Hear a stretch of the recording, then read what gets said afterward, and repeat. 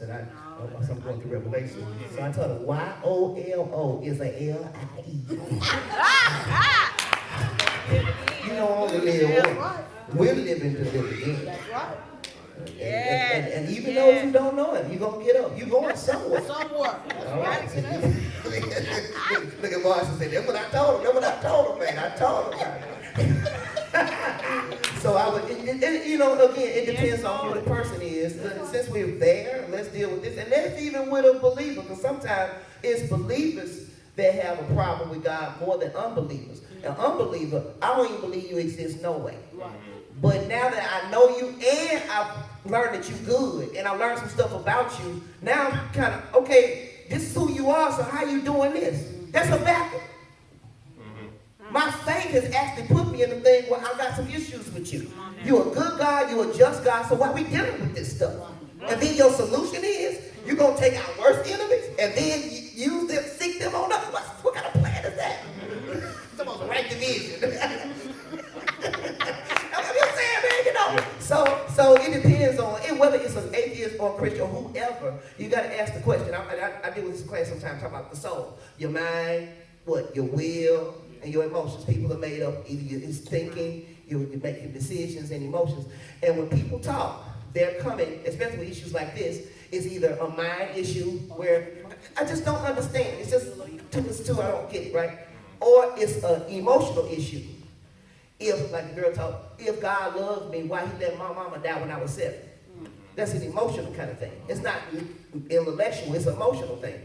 Or it's an issue of the will, where I'm stubborn, and I'm not really trying to ask you for any questions. I'm just basically, whatever you say, I already made up my mind. I ain't never gonna, So you answer that question right about, why is the hypocrites in the church? And you answer that question, the King James was gay. What you got to do with the other? you just issue of your will. You just ain't coming, So I kind of got to gauge if I've got to deal with an intellectual issue, am I dealing with an emotional issue, am I dealing with a will issue or two of the things? And that kind of helps me to say which way we need to go. Because some people, you can't just jump on and talk about they just being, it just don't make sense. Right. And you give them a little clarity, but some people, I don't care how much sense you make. Right. It's a hard heart. And now I got to leave you and commit you to the hands of the Lord. Yeah. So, you know what I mean? Any questions from the audience? Any questions? Want you all to be able to ask any questions that you want for this. Look, what time y'all morning worship? You so crazy. Now let me say this about since we wait. Let me say this since we talk about Revelation and we talk about eschatology in general. One of the ways I'm approaching the book of Revelation, trying to get our people to understand and engage and say, what does it have to do with me? You know what I mean? One of the things has been done, especially with dispensationalists, those who we go through the tribulation period, and the whole point is, okay, this gonna happen, and what's the point? But we ain't gonna be here. And that's true. If we're reading it right, we ain't gonna be here. But I don't think John was right. He gave all this stuff, so the whole point we killed out the congregation is, all hell gonna break loose, but we ain't gonna be here. Why are you telling me this? Yeah, it's more than just we ain't gonna be here. So why are you doing this? Here's the problem. They're facing issues during the time that he writes. Domitian is probably the emperor, yeah? All right? And John is on Patmos, right? Because Christianity is somewhat criminal. He's on Patmos. We're already dealing with stuff. You got a one ruler, one world government already. You got all the issues inside the church. Churches, idolatrous, the ones who being faithful catching hell. So in their time, they're needing to know, do we have a Jesus who's worth? We're losing a whole lot of stuff. And some of us are even losing our life. Is he worth it? Right. And then he says, go on and write this lamb, right? And he said, now let me go on and project you into the future and show you when things are going to get as worse as they get, as bad as it's going to get. Never been like this. It ain't never going to be like this before. And watch not only how I overcome it, but how I use it as a means to usher in my kingdom. Now, if I can handle things on that to that degree, what's your problem? What is it y'all dealing with? So if I can be trusted for that, he can be trusted for this. So God has given me a future of which I may not even be there. But if I can handle that, trust me now. So one of the things, exhortations in the book is faithful endurance. You're able to endure because he's worth it. He's a lamb that loves you enough to die for you.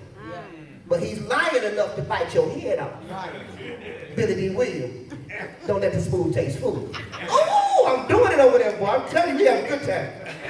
All right, so that's how you connect it to from what God is doing to now. And those people who died then, it was meaningful to them because it's not event focused. It's not about trying to find out who the beast is and all that. No, the beast is going to do his thing, but he's God's beast. And God's going to use all that stuff in order to bring in his kingdom. Make sense? Amen. So that's how I'm kind of doing it over there. And then the eschatology, faith for the future, I'm doing that to Sunday school because when you run through Revelation, you got a lot of questions and stuff like that. So on Sunday school, I kind of supplement that, and I'm walking through Genesis all the way through where God makes covenants, makes promises, look like he ain't going to come through. He uses whatever so we can kind of see what the story looks like so you can see where you fit. All right? Make sense? Okay. All right, got time for one question. Any questions? Oh, go ahead. All right, well, we'll go to. Go ahead. Go ahead, Brenda. Okay, my question is, if the book of Revelations is God revealing of himself, why don't we hear a lot about it in the church? Well, if you ask Tim Fuller, you don't hear too much about no Bible in the church. So.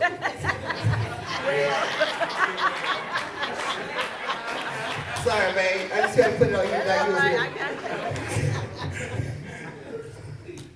Yeah, and I don't know. I can't speak for nobody else. I just think, and it's not just not hearing about Revelation. What about Romans? What about in Genesis? I mean, it become, and right now, you guys are talking about that, the seeker sensitive kind of thing where I'm asking a question, where are the people, and it's a legitimacy to ask where people are, but you can't center everything around just what you feel and what you want, your felt, whatever. You need to say, okay, this is what God's saying, but you're trying to keep people.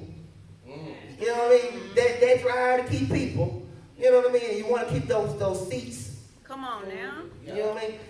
And you want to keep that money going. Be like, yeah, I know what they taught me in the school, but we got to, we need to get these tithes. But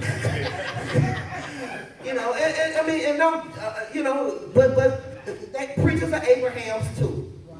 Don't even put this all on the preacher. All those carnal to some degree. All right? And everybody needs to grow. But it's a faith issue. And really, for a preacher and for a pastor, that's a faith issue. To say, I'm going to allow the text to say what it says. And we're going to go and I'm pull up in your driveway and you giving some good money and you ain't going to like this and you might move your membership and take. That's faith, man. But you can't lead where you do not go. You can't teach what you don't know. And you can't give what you don't have. Right. So, we got, But Jack. As one of the major players in eschatology, would you agree that it was Daniel? Yes. And in Daniel's day, when God revealed it to him, he saw this iron bird spitting fire. With us looking at this at time from our window now, thousands of years later, we can see that and describe it as an airplane, which Daniel couldn't in his day and never saw. The knowledge that God gave Daniel, that we can now put a picture to it. How does that say that man may even destroy himself? Yeah, I don't know. Don't answer that. I've done it real. Yeah, I'm not familiar with that one, to be honest with you. Because of the fact that, I don't see that imagery that you're talking about with the airplane, to be honest with you. One of the things that I look at is some of the imagery of Daniel does show up in how we look at some of the governments that have been established. I do see that, and ultimately, it culminated into the Roman government or the Roman Empire. I do see that, and if you believe what the white Pentecost holds to, as I do quite a bit, we kind of see a regathering of that empire, one way or another, and so I see that happening with some of the imagery there that's leading towards the future. Even as we look at kind of how some of our Western and our Western world capitalist society right here in America, we're kind of going back and getting tied to a global market again. So I see those imageries, but I'm I'm not really sure about the airplane.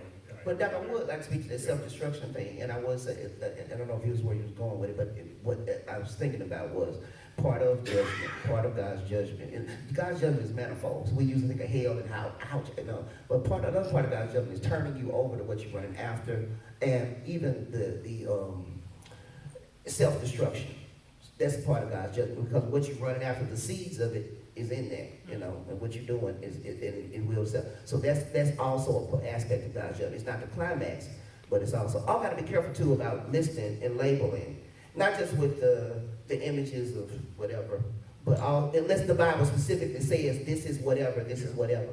And even like with the beast, you know what I mean? And think about how much they got it wrong. It was Ronald Reagan, it was Hitler. Yeah. Who is it now? Donald Trump. Ooh. Definitely. Wow. No, I'm just kidding. You see what I'm saying?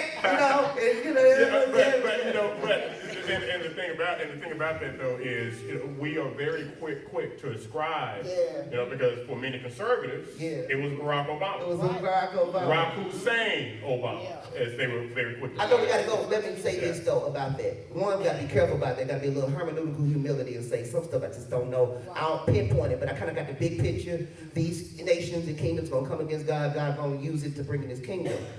So we just want to be. We want to be cautious. Yeah, and for me, I think that when we get into those things, one of the things we have to pay attention to is how, as the text says, even the very elect could be fooled in some of this.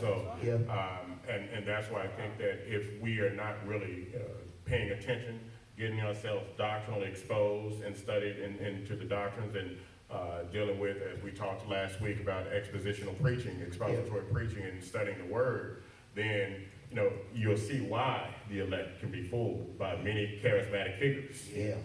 Many charismatic figures are fooling the church. I think that's part of the problem with the church being married to our politics today so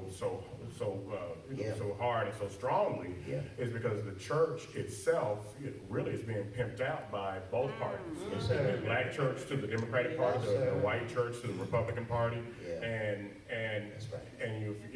we see so much of our Christianity tied through our cultural lens, not necessarily that of a biblical lens. So, that's why Revelation helps a lot, because it takes you out of this thing. Domitian is not ruler, God is, and he kind of goes on play on that stuff and say Jesus. Matter of fact, Domitian has a coin that says, it describes himself as Lord and God. And then, so you can appreciate the description that Jesus has about himself. No, it's not about any government. Governments come and go. But why does he call himself Alpha and Omega? First letter and last letter. And words are made up of letters. I got the first word and I got the last word. I'm going to let you talk. Oh, can we move this thing out? Yes, sir. It's it out. Okay. put your hands together.